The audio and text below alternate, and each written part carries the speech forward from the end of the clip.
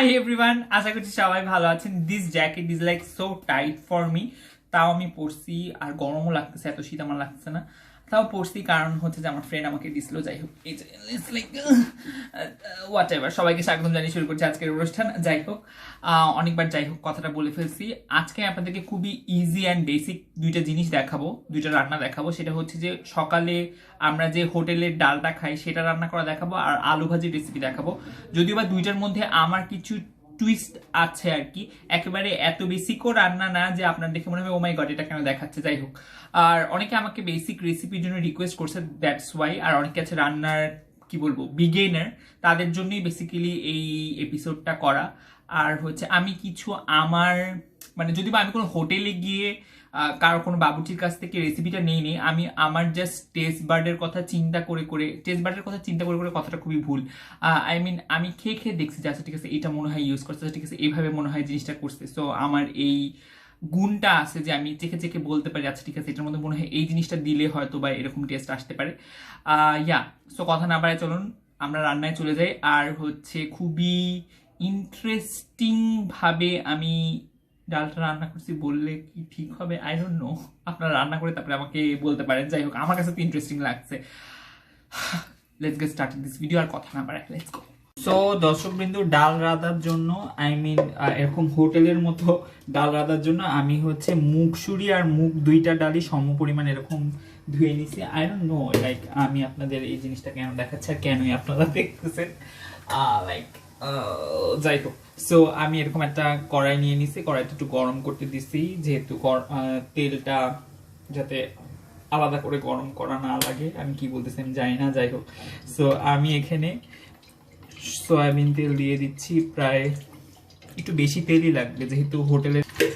এবার এটার মধ্যে গরম মশলা দিয়ে দিব, লাইক দারচিনি, এলাচি আর এক দুইটা দারচিনি দিছি আর দুইটা তেজপাতা সরি এলাচ দিছি। এখন এই জিনিসটা হালকা একটু ফোড়ন দিয়ে নিব। এবার এইটার মধ্যে আমরা পেঁয়াজ দিয়ে দিব। সো পেঁয়াজ যখন এরকম লাল হয়ে যাবে, এবার একে একে আমরা এটার মধ্যে মশলা দিতে থাকবো।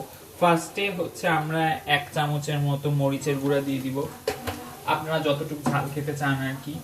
আর হলুদ দিব পরিমাণ মতো, 1 চামচের মতোই হলুদ, না 1 চামচ না, হাফ চামচ হলুদ দিলে ভালো হবে, বেশি হলুদ আমার খুব পছন্দ না।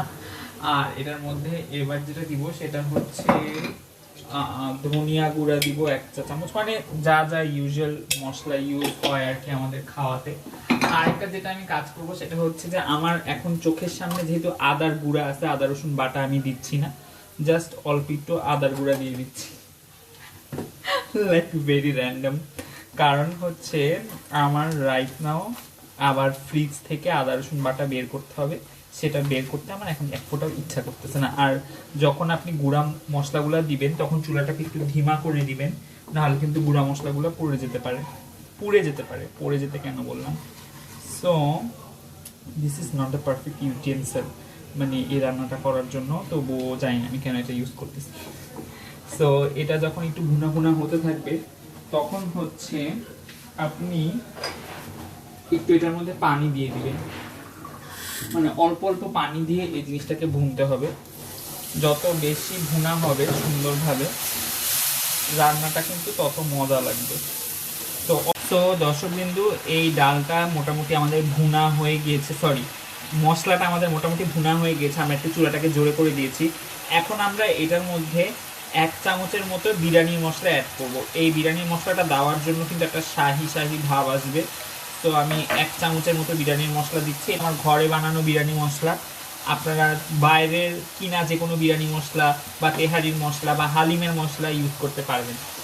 মানে কিন্তু আমরা এটার মধ্যে ডাল অ্যাড করে দিয়েছি, দেখতেই পাচ্ছেন। ডালটা দেওয়ার পরে আমরা এরকম অল্প অল্প করে একটু ভেজে নিব ডালটা। আর চুলাটা একটু বাড়ায় দিচ্ছিলাম, আমি চুলাটা একটু কমায় দিচ্ছি। তো সবগুলা মশলার সাথে ডালটা এরকম করে ভেজে নেবেন 3 থেকে 4 মিনিট। তারপরে এটার মধ্যে আমরা পানি দিয়ে ঢাকা দিয়ে দিব। লবণ দেওয়া হয়নি, লবণ দিয়ে পানি দিয়ে ঢাকা দিব। তো দর্শকবৃন্দু, এবার ডালটার মধ্যে আমি পানি দিয়ে দিচ্ছি। আপনারা এমন আন্দাজ অনুযায়ী পানি দিবেন যাতে ডালটা বেশি সিদ্ধ না হয়। মোটামুটি 2 থেকে 3 কাপের মতো পানি দিলেই হবে।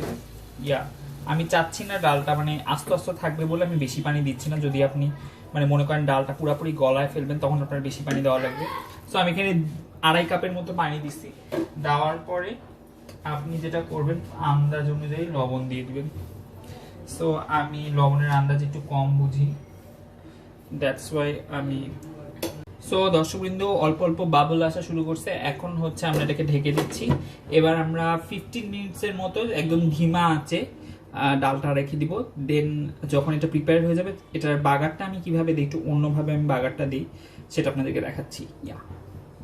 তো বেসিক্যালি আমি এখন আলু ভাজিও করব। অনেক দিন যাবত আমার এরকম সকালের নাস্তা খেতে ইচ্ছা করতেছে। যারা আমার ব্লগ দেখে তারা জানে যে আমি হচ্ছে ডেফিনেটলি আগে খুবই ব্রেকফাস্ট কাইন্ড অফ পার্সন ছিলাম, বাট রাইট নাও এখন যে সিচুয়েশন হয়েছে, আমি দুপুর 2টার সময় বা 1টার সময় ঘুম থেকে উঠি। সরি, আমাকে একটু অর্ধেক অর্ধেক দেখা যাচ্ছে, আর খুবই অদ্ভুত লাগতেছে আমাকে দেখতে, সরি অ্যাবাউট দ্যাট। যাই হোক, সো আপনারা দেখতেই পাচ্ছেন কত সুন্দর মশলার ডিসপ্লে আমাদের বাসায়। সো আমি হচ্ছে আলু ভাজির জন্য আলু কাটতেছি। সো আমার মনে হয় না আলু ভাজির জন্য আলু কাটা আপনাদের দেখানোর কোনো দরকার আছে। This is so lame, I know that.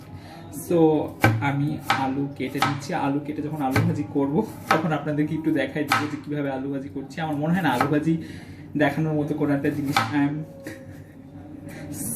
So ইম্বারেস।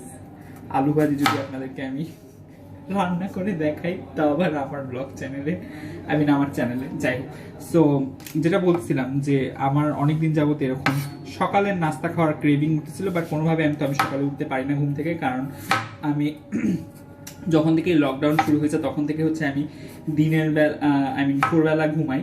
So ভোরবেলা ঘুমালে হয় যে আমি একদম দুপুর 1টা-2টার সময় ঘুম থেকে উঠি। 1টার সময় 12:30 1টার মধ্যে উঠে পড়ি মোটামুটি। তখন যখন উঠি তখন আমি একবারে ভাত খেয়ে ফেলি। সো সকালের নাস্তা মনে হয় আমি 8-9 মাস যাবত খাওয়া হয় না। না, এটা বললে ভুল হবে।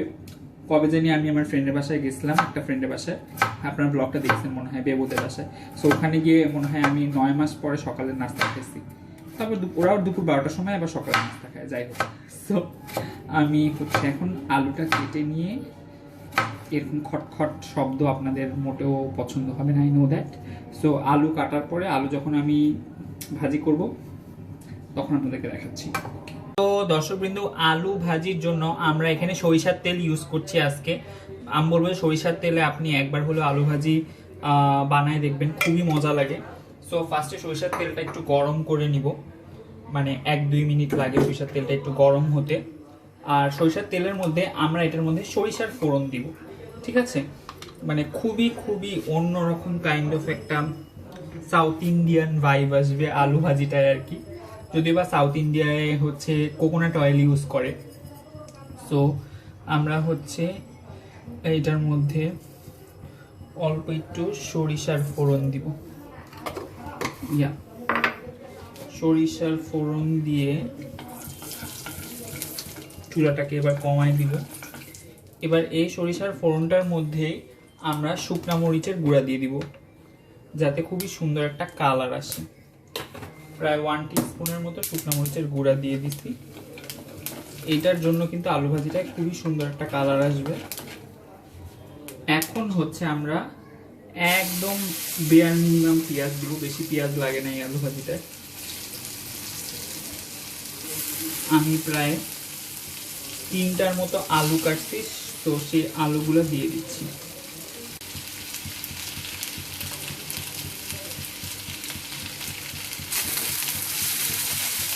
তো দর্শক বন্ধু, দেখতেই পাচ্ছেন খুবই সুন্দর একটা কালার আসছে। আমরা চুলাটাকে মিডিয়াম আঁচে রাখছি।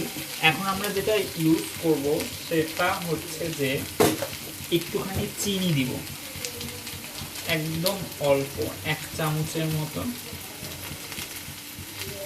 চিনি দিয়ে দিলাম। আমি সবসময় রান্না করি বলে আমার মানে চামচের আন্দাজ আমার চোখে চোখে হয়ে গেছে। তো আপনাদের যাদের আন্দাজ নাই তারা মেপে মেপে চিনিটা ইউজ করতে পারেন। মানে একেবারেই অন্য টাইপের আলু ভাজি আপনারা বাসায় একবার হলেও ট্রাই করবেন, খুবই মজা হয়। এটা আমি এর আগেও বানিয়েছিলাম।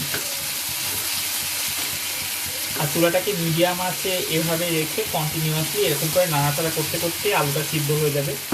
ঢেকে দেওয়ার দরকার নাই। তারপরে যদি দেখেন যে আলু সিদ্ধ হচ্ছে না তখন ঢাকবেন। এবার এটার মধ্যে আমি প্রায় 1 চামচের মতো লবণ দিয়ে দিলাম। যদি পরে লাগে তাহলে আবার দিব, আমি লবণের আন্দাজ শুধু বুঝতে পারি না ঠিক মতো। তো মিডিয়াম আছে আলুটা 5 থেকে 7 মিনিটের মতো এরকম আস্তে আস্তে ভাজলেই আলুটা রেডি হয়ে যাবে। সো দর্শকবৃন্দ দেখতেই পাচ্ছেন আমাদের অন্যরকম আলু ভাজি মোটামুটি রেডি হয়ে গেছে। এখন আমরা যেটা করব সেটা হচ্ছে এটার ওপর দিয়ে একটু জিরার গুঁড়া দিব, টালা জিরার গুঁড়া 1 চামচের মতো। আরেকটা যে জিনিসটা দিব সেটা হচ্ছে যে গোলমরিচের গুঁড়া। বেসিক্যালি আলু ভাজিতে আমরা কেউই গোলমরিচের গুঁড়া পছন্দ করি আই মিন খাই না বেসিক্যালি, বাট এটা একবার দিয়ে দেখবেন খুবই মজা লাগে। প্রায় 1 টিস্পুনের মতো 2টা দিয়ে দিলাম। এবার এটাকে সবগুলো একসাথে এরকম করে মিশায় 1 মিনিট চুলায় রেখে দেন আমরা নামাই ফেলবো। আমাদের আলু ভাজি রেডি হয়ে গেছে।